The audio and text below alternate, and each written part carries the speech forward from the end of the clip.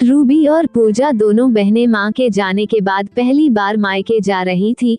उनके मन में धुकधुकी लगी हुई थी, पता नहीं भाभी कैसा व्यवहार करेगी। उनका संदेह भी जायज था। भाई अमरीश और भाभी निशा दोनों बहनों की मायके आने पर खूब अच्छी आवभगत करते। उन्हें घुमाना फिराना, कभी पिकनिक पर जाना, उनके बच्चों को कभी मॉल पिक्चर या शहर के किसी दर्शनीय स्थल पर ले जाना, कभी किसी अच्छे होटल में खाने के लिए जाना, अक्सर यह प्रोग्राम होते थे। बच्चे भी मामा के घर आकर बहुत खुश होते थे। मामी यानी निशा भी बच्चों के साथ बच्ची बन जाती थी। अपने स्वयं के 2 बच्चे और दोनों ननंद के एक बच्चे, चारों बच्चों के साथ वह खेलने भी लगती, गपशप भी करती। टीवी शो देखने के वक्त भी उनके साथ बैठ जाती, हंसी मजाक करती रहती।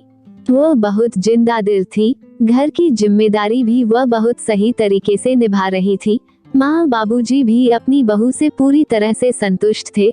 उनका वह ख्याल भी रखती, आदर मान भी देती, सही वक्त पर खाना दवा वगैरह भी देती रहती।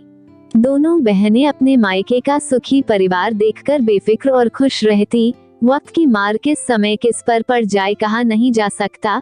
देश में अचानक कोरोना का कहर बरपा और ऐसी स्थिति आई कि रोज ही कहीं ना कहीं से परिचित संबंधी की मौत की खबर आती और दिल दहल जाता।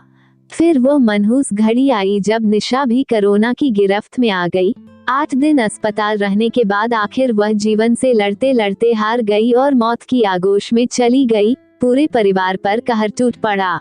8 और 10 साल के 2 बच्चों को अब कौन संभालेगा। माँ तो वैसे भी दिल की मरीज थी, साथ में शुगर और ब्लड प्रेशर भी था। पूरा घर उलट पुलट हो गया।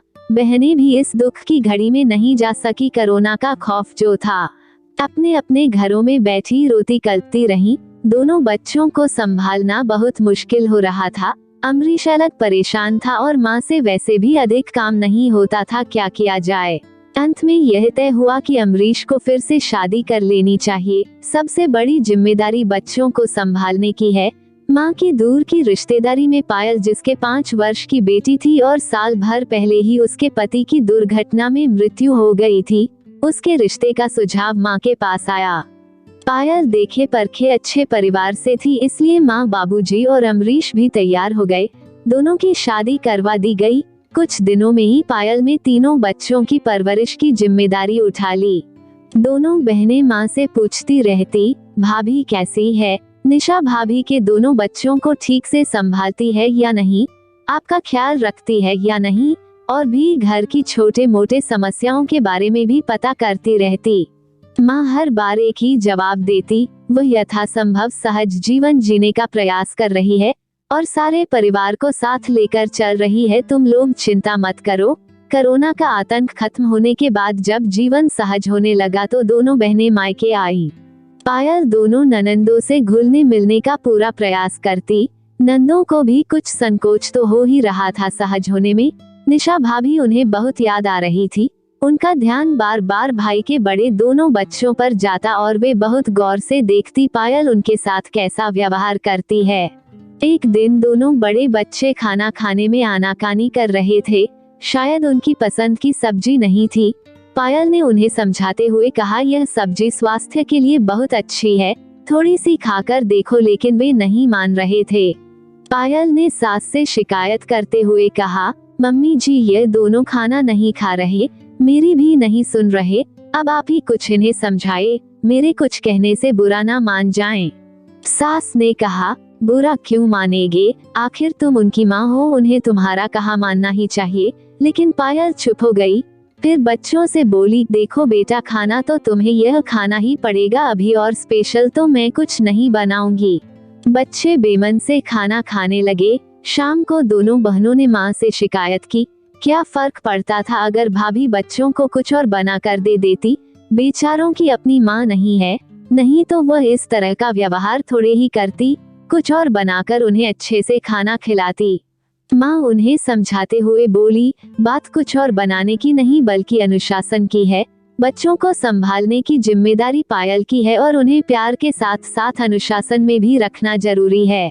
कल को लाड़ से बिगड़ गए बच्चों की जिम्मेदार भी पायल को ही ठहराया जाएगा और उसकी परवरिश पर प्रश्न उठाए जाएंगे। वह बहुत समझदारी से बच्चों के साथ व्यवहार कर रही है और अपने तथा उन बच्चों के बीच किसी तरह का भेदभाव भी नहीं कर रही, तो हमें उस पर विश्वास करना चाहिए।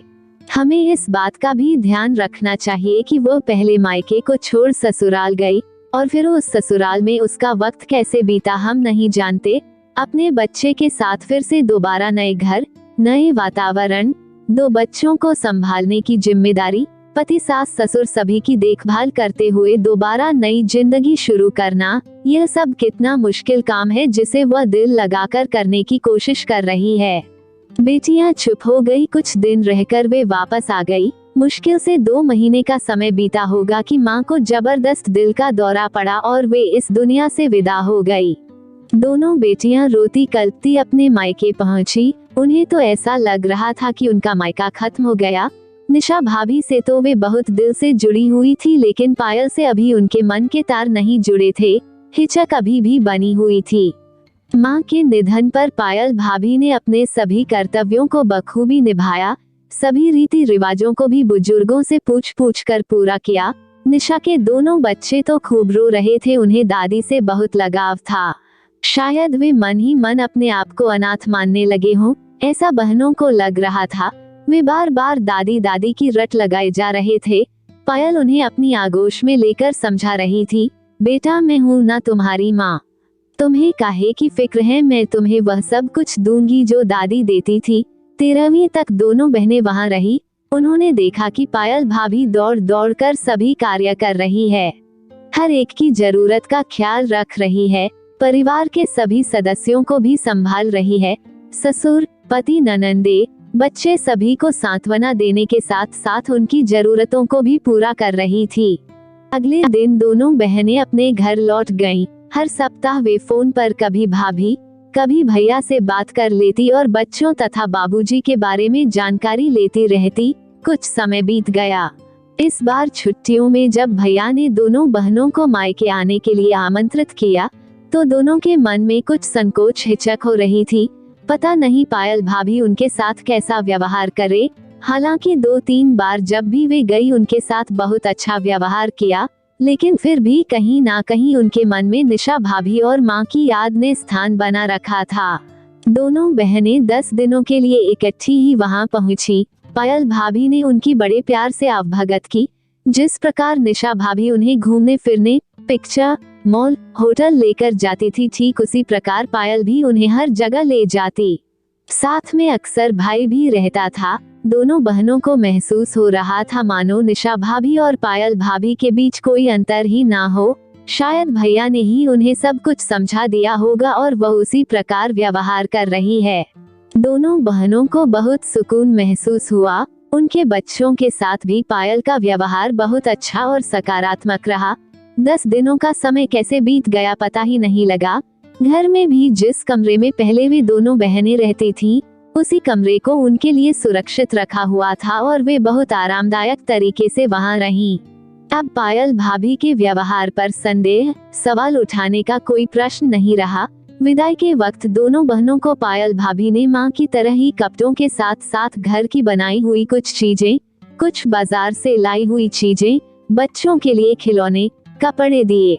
किसी तरह की कोई कमी नहीं रहने दी। साथ ही कहा, दीदी मैं मानती हूँ मम्मी जी जितना मैं आपके लिए नहीं कर सकी, लेकिन मैंने अपनी पूरी कोशिश की है। आप अपने मायके इसी तरह आते रहें, यह आपका ही घर है। किसी तरह का कोई संकोच या संदेह न रखें। इन 3 बच्चों की माँ के साथ साथ मैं आपकी भी माँ जैसी ही हूँ, क्योंकि भाभी भी माँ समान ही होती है। मायके में माँ बाप के बाद भाई भाभी ही माँ बाप के रूप में बहनों का स्वागत, आदर, मान, लेन देन का व्यवहार करते हैं। इसलिए आप निसंकोच मायके आती रहें। दोनों बहनें भाभी के गले लग गई।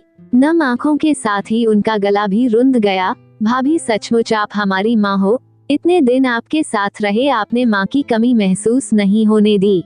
जिस तरह हमारे यहाँ आने पर वो हमारे साथ अपने सुख दुख अनुभव बांटती थी, हमें स्नेह प्यार देती थी, आपने भी उन्हीं का अनुसरण किया। पहले निशा भाभी और अब आप दोनों ही माँ की प्रतिमूर्ति हो।